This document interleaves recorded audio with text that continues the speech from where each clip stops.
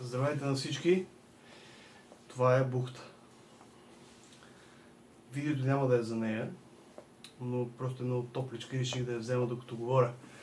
Това видео е за бюджетните обективи и какво може да направим с тях.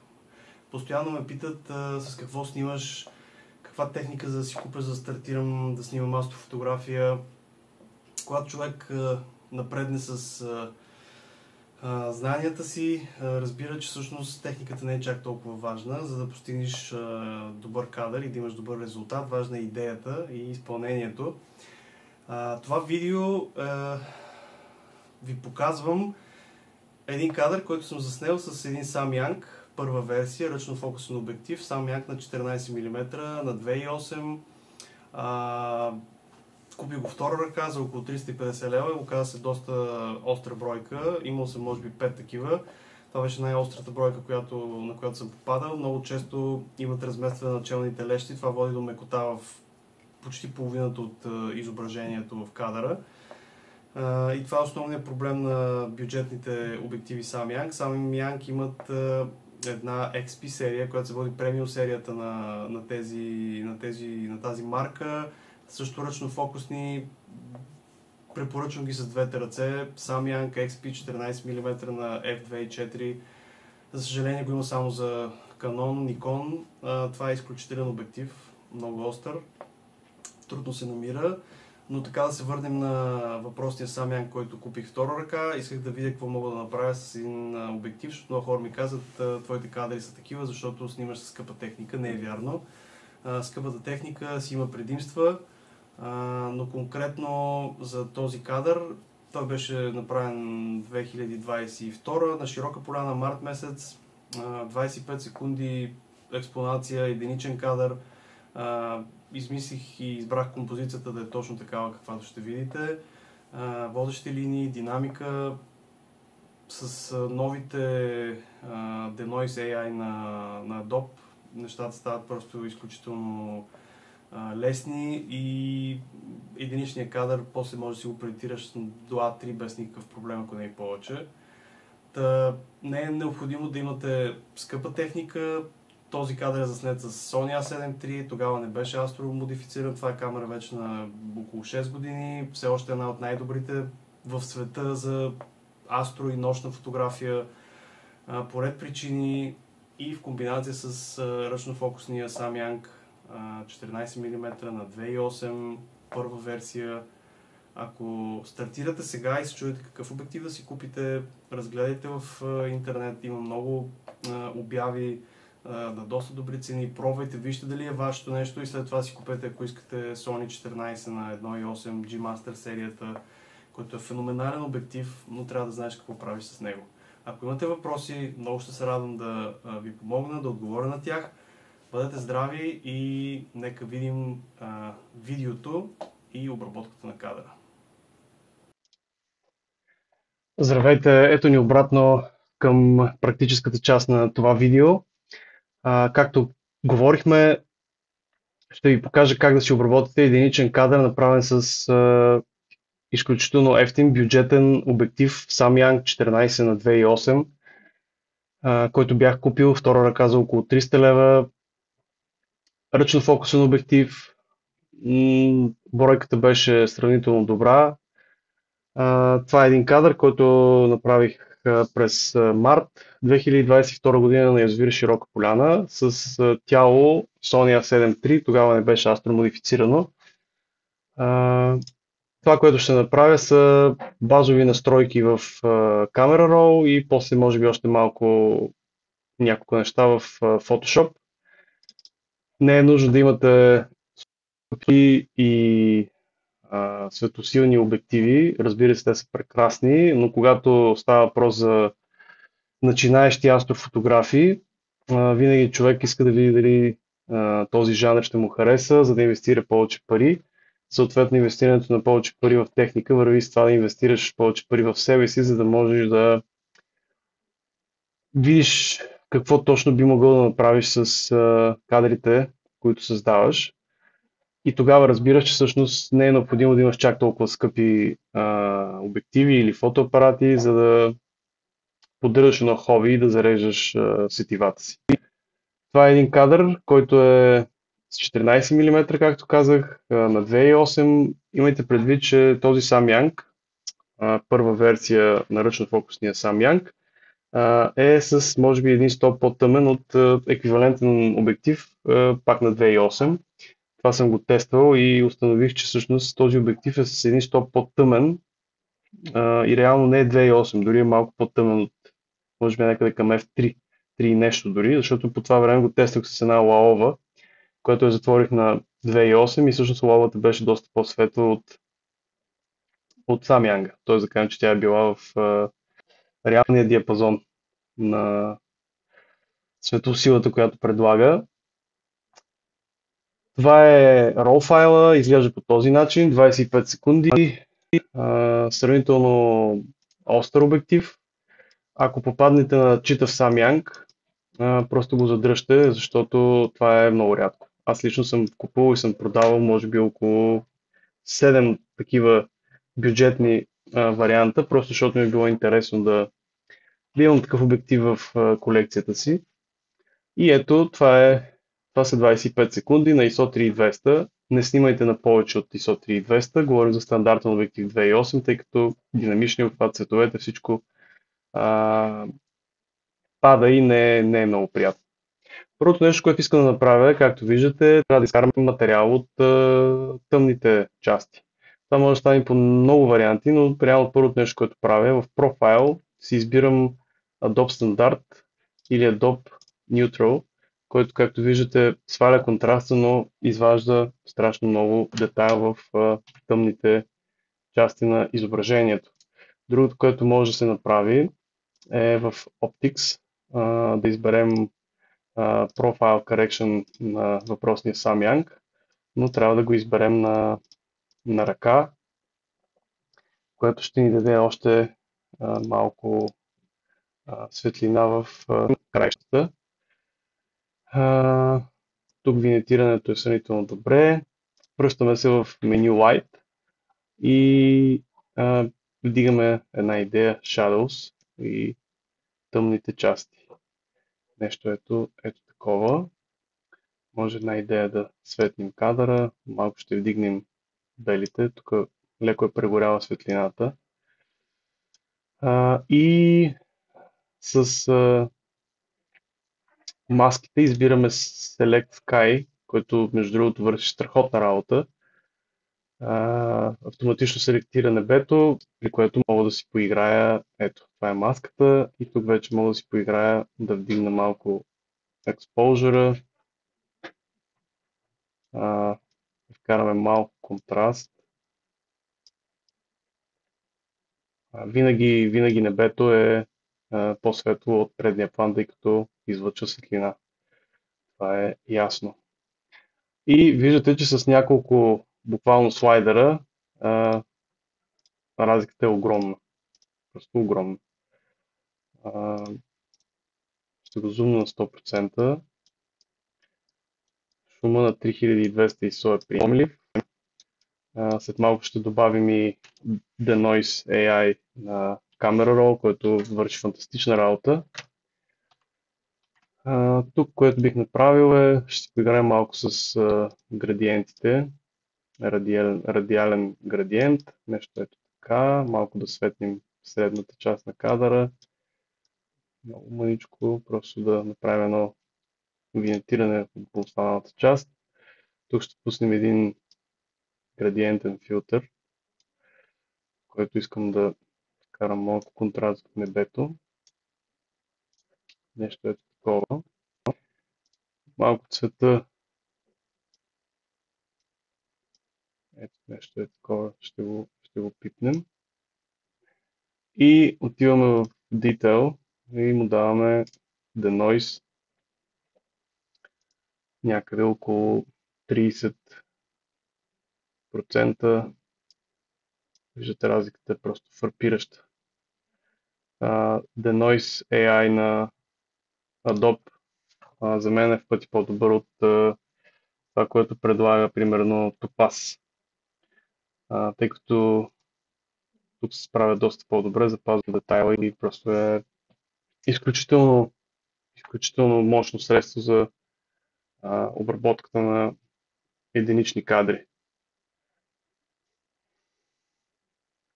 Сега трябва да изчакаме само да се случи магията. Ще паузирам видеото, за да не губя от времето ви. Връщаме се обратно. Сега ще зумна на 100% и ще ви покажа разликата. Изключително е просто на какво е способно AI Denoise на Camera Raw. Преди да отворя файла в Photoshop, леко ще увелича Vibrance и сатурацията. Тук може би малко ще добавя един радиален градиент, тъй като това ми идва една идея малко по-сатурирано. Тези облаци, които са доста приятни, защото допълнително подпомагат композицията, която е избрана изцяло с умисъл, тази водеща линия с фигурата ми, и която се среща с Млечния път. Тук има също динамични водещи линии, лодката също помага като част от композицията. Винаги обръщайте внимание много на композицията, когато снимате. Тук бих кропнал една идея кадъра. Ето така.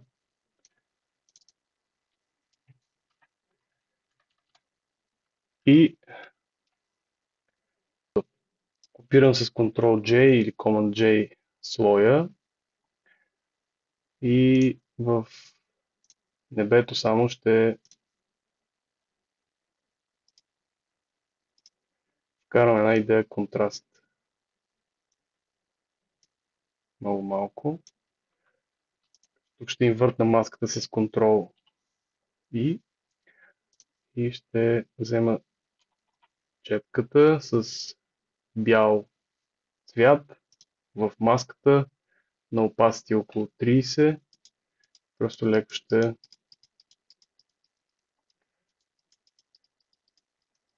нарисувам над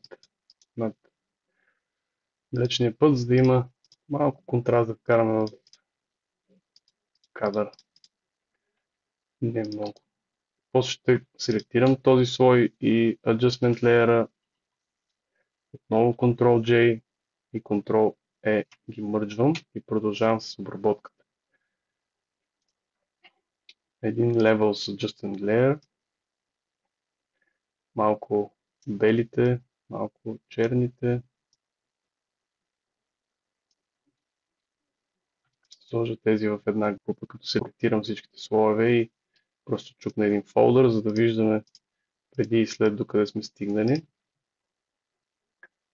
Отново селектирам тези слоеве, Ctrl-J, копирам ги, Ctrl-E ги сливам. Идеята на всичко това е, че не разчитам на history, а когато искам, просто мога да си изключа леерите и да видя докъде съм стигнал. И винаги, никога не работете в един слой, защото винаги ще искате да се върнете после в началото. Тук ми се иска да вкарам един Color Balance Adjusting Layer и една идея да вкарам малко Mid-Tones към синьото. Тук ще инвъртна маската с Ctrl-E и отново с четка с бял цвят. Просто ще направя няколко мацкания върху Млечния път, тъй като ми се иска просто една идея малко по-синичко да вкарам в тази част. Винаги, когато се обработва, трябва да се прави стъпка по стъпка, без много резки манипулации, защото това винаги се личи. Селектирам Ctrl-J, Ctrl-E и съм стигнал до тук. Бих искал да вкарам малко контраст в тази част. Това мога да го направя по няколко начина, да си направя luminosity маска, използвайки каналите. В случая, примерно, червения канал. Задържам Ctrl върху червения канал. Правя си селекция. Правя си нова маска, алфа канал.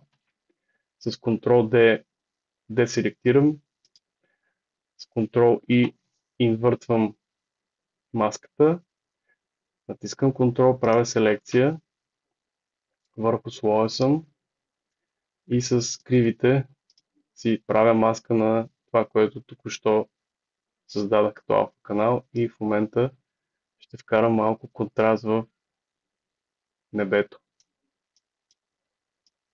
Ето така.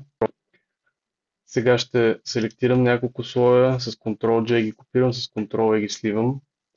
Скривам този слой, тъй като този контраст отиде и върху долната част на кадъра, аз не искам. Има няколко варианта да направя маска и с един градиент, който трябва да си в черно-бял, съответно foreground и background. Просто оставям този контраст само в небето. Ето така. Отстрани също има, така че с една четка с черен цвят ще скрия ефекта на леера, като съм в маската в момента. И всъщност този контраст, който направих, е само в горната част, който идва една идея в повече и ще го намаля някъде на 64. Сега да скрием преди и след. Изглежда доста добре. Тук избия едно синьо петно от челника. Отново ще селектирам няколко слоя. Ctrl-J, Ctrl-E ги мърджвам и отивам обратно в Camera Raw. Това може да се направи по много начини, но този в момента ми хрумва. Правя си един радиален филтър върху синеещата част и тук просто намалям леко сатурацията, като компенсирам светлата температура на снега, която е доста по-топла. И му давам ОК. И това може да се види преди и след. Селектирам отново с няколко слоя, Ctrl-J, Ctrl-E. Сега ще добавя малко острота на изображението. Това става с филтър, Other, Hide Pass, някъде около 3 пиксела, 2-3 пиксела.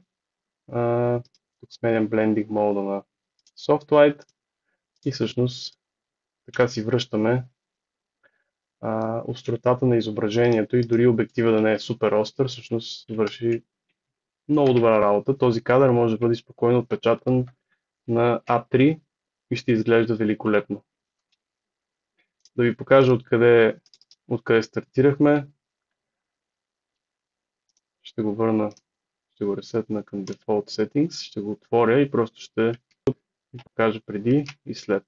Това е обектив за 300 лева, ръчно фокусен на 2.8, който също е доста по-тъмен от това, което е описано по спецификации, но за 25 секунди светлина с подходяща обработка направихме един чудесен кадър. Тук единствено може леко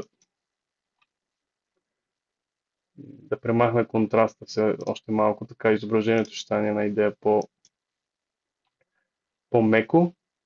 Това става с Adjustment Layer Exposure, Offset плюс 10 и Adjustment Layer Levels. Тук просто отива на 1,05. Вижте колко малки добавки в обработката, но като натрупваш, както при живописта, резултатът става чудесен. От тук дойдохме до тук. Сега ще си подготвя файла за да го споделя в социалните мрежи. Обикновено това го правя като правя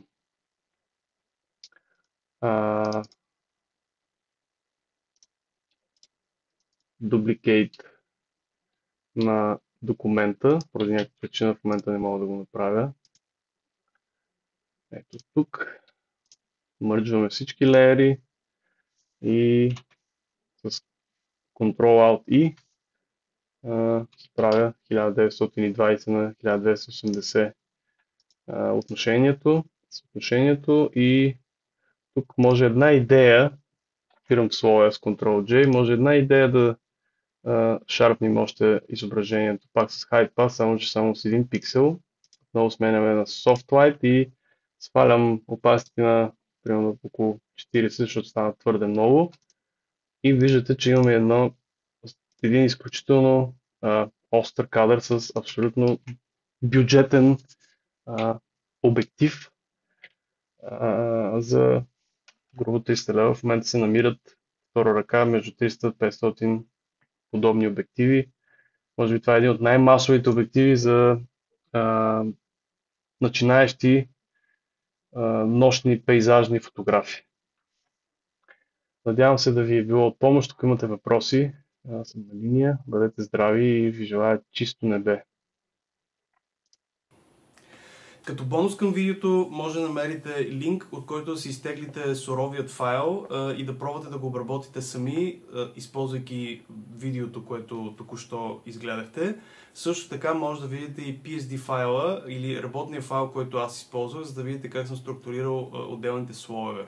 Ако имате въпроси, споделете ги в коментар под видеото. С радост ще ви помогна и ще отговоря на тях. Бъдете здрави и до скоро!